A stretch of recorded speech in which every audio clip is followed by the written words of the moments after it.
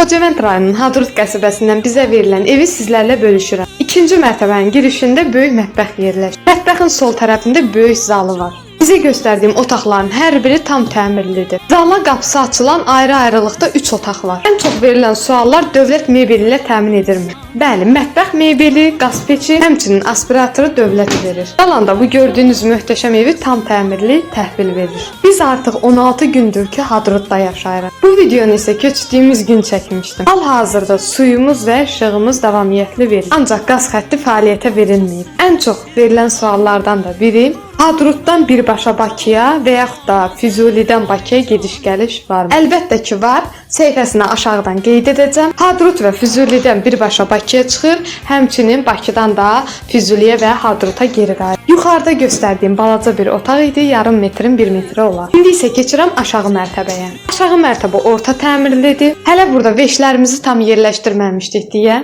biraz qarışıqlıq var. Hər gün bu evdən paylaşımları Instagram səhifəmin hekayəsində bölüşürəm. Instagram səhifəmi qeyd edirəm, istəsəniz oradan da bizi izləyə bilərsiniz. Aşağıda da 4 otağı var, yəni 3 otaq bir zaldan ibarətdir. Həmçinin sanitar qovşağı da aşağıda yerləşir. Videom maraqlıdırsa bəyənib, bu gözəl yerlərdən paylaşımı izləmək üçün səhifəmi izləməyi unutmayın.